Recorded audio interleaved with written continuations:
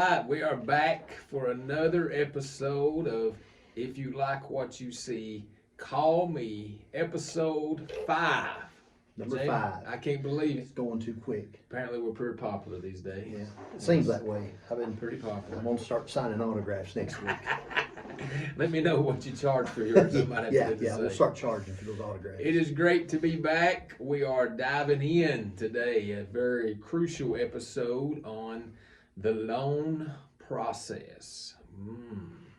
So we have a buyer that's needing a loan, which is probably 80% of our buyers, would you say? Yeah, most of your buyers, I mean, unless you just have enough cash to buy a home, It's most nice. people have to get That's a loan. nice. Yeah. You know, it's always great you have those people, and it's good for them. Yeah. You know, Yeah. that's able to purchase a home of cash, and they're the easiest for us to deal with. It cuts out a lot of the tape, the red tape, I guess you could say. Yes. But for the most part, we're going to have to get a loan for Yes, our yes. clients for them to buy a home. Yes. Full disclosure, I had to use a loan to pay for my first house. Well, I'll Full have to disclosure. admit that I did too. But The way it's looking, I'll have to use a loan to pay for my second house. yeah. All right, so we're diving in today. If you are a buyer that is going to have to use a loan to purchase a house, the number one thing that we're going to recommend today is to be pre-approved, Yes. also known as pre-qualified. Mhm. Now, there is power in being pre-approved. First off, it makes you a strong buyer. Mhm. It takes out the guesswork. So, I'm going to throw some scenarios out. Let's say we see a house. We know we're going to buy a house. We're looking, my wife and I, to buy a house. We see one out there. It's $275, 3-bed, 2-bath, 1,800 square foot. It's got a 2-car attached garage. It's a brick rancher. It's exactly what we want. We're falling in love with this place. So we call our agent, hey, let's go look at our house. Agent says, okay.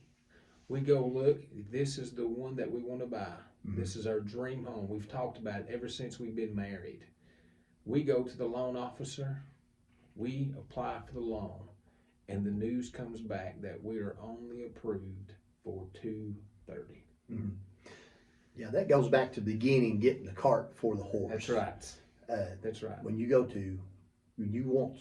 decide in time in your life that you want to buy a home, you can call a realtor. Yes. And if you have a good realtor, the realtor is going to tell you We're not to looking- call a loan officer Yes, first, because we need to know what you're qualified for. You might be qualified for $400,000, Yes. and you're like, well, I could I get didn't a know whole that. lot more house than Yeah. I thought.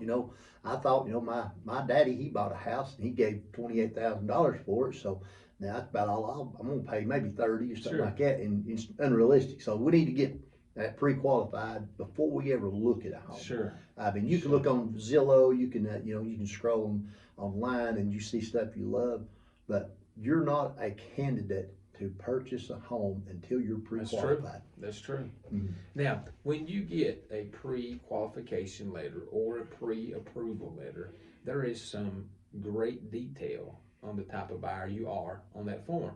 Number one, it tells you what you're approved up to. Now, in the case that I just mentioned, these buyers were approved up to $230,000. I'm going to stop right here, Jamie. Mhm. I would not advise anybody to borrow that full $230,000 amount, especially if you're a first-time home buyer, just got married, Yeah, life's coming at you fast. yeah. The reason is you're going to be house poor, Mhm. and that also translates. I hope you're living on love, because if you're living on something else, you're going to starve to death. Yeah, I mean, when they tell you how much you're qualified for, that means the maximum amount. Yes. And it's your decision if you want to go that, but it's not a good idea to No. put yourself in a bind No. that this is just the very top end, and I'm having to, get a gift stuff right here. And as first time home buyers, we have to do gift stuff like that, Sure. like all of the staff. Sure. And thing, you get Just a have- gift from a parent, help you with the down payment or closing costs. And everybody does that. There's nothing wrong with that, but you probably don't want to overextend yourself. No. You have to think No. about that. Think about the future. This is not going to be, I get a loan today and I'll do something next year. This is usually nowadays it's between 20 and 30 year note. Yes. that this is a commitment that you're making for the next 20 to 30 Wow. years. So that's one thing to look at. Yeah, just don't overextend yourself. Sure. Do whatever you're comfortable with. You have to think, especially just starting out if you're a first time home buyer or just got married and buying a house, life is going to happen. Oh yeah. Number Absolutely. one, something's going to tear it up. The car is going to tear it up. It Yeah. will not run forever. The appliances in the house, they will not run forever. So you have to be able to maintain a budget to where you can put some money back for that. You don't want all your money going just to pay this house payment because some of this other stuff's going to bite you in the back end. Yeah. Now, here's another thing that the pre-approval letter dictates for us. It tells us the type of loan that we are using. Absolutely. Yeah. So that's going to be a conventional. It's going to be FHA, THDA, USDA, maybe a VA loan. Those things are important because maybe that $280,000 house that I loved, that was just my dream home, maybe it didn't have handrails. Maybe it didn't have, or maybe there was some paint that was peeled on it or something. What that's going to do is that's going to knock you out of purchasing that home if you're an FHA buyer or a THDA buyer or USDA buyer. So now that we've focused on what kind of loan we have, how much we have for, we're now able to go out and in our search be able to find a home that matches what we're qualified for. Yeah. And that's usually like I say, you could any person can look on Zillow on their phone, Sure. or they can look on Sure. Realtor.com Sure. or different ones and stuff like that. But working with a realtor, they'll set you up on they can set you up on a drip campaign to send you emails for listings Yeah. that qualify for what you're looking for, and not necessarily may not filter all the qualifications, but they will put in there your price. Yeah. They'll put in there your area. And those things, and that's one thing on the type loan, as you said, a USDA loan, you have to be in a USDA approved area. That's the only loan I know of that you have to be in an area. It's a rural development loan, Yes. so you have to be in a rural area. And there are some places in Morristown that are not USDA approved. Majority are not. Well, that's right. The outer fringe of Morristown is because it's for rural development, and like Morristown and Knoxville, we'll say, they have they're more of a in town, so they're not rural.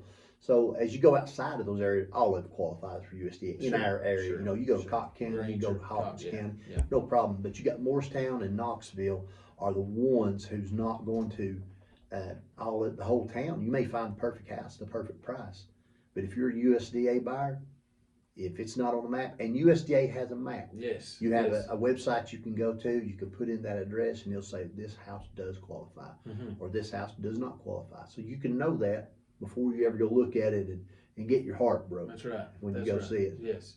Now, I also advise to my clients, especially first-time home buyers that's on a government loan, is I try to get them to go ahead and have it's a budget sheet or a fee sheet. So what that means is if you're qualified for $230, what your payment would be at $230 compared to what it's going to be at $215, Yeah. compared to what it's going to be at $200. Now those are low numbers. If you find a $200,000 house, it's probably not going to qualify for a government loan. Yeah. It's going to need a lot of stuff. So those are just an example I use. But seeing those numbers, at $215, this is my payment. At $200,000, this is my payment. Seeing those numbers helps them realize, okay, I may like this house. That's got a pretty swing on it, but I don't have to have that right now. Yeah. What I have to have is, a stable way of living here.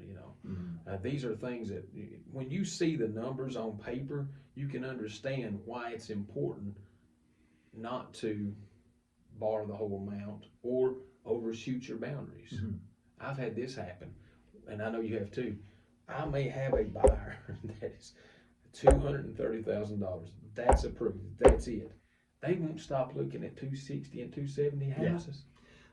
That happens a lot. They're Oh, my thinking, well, goodness. maybe I can offer them this much, maybe it'll come down.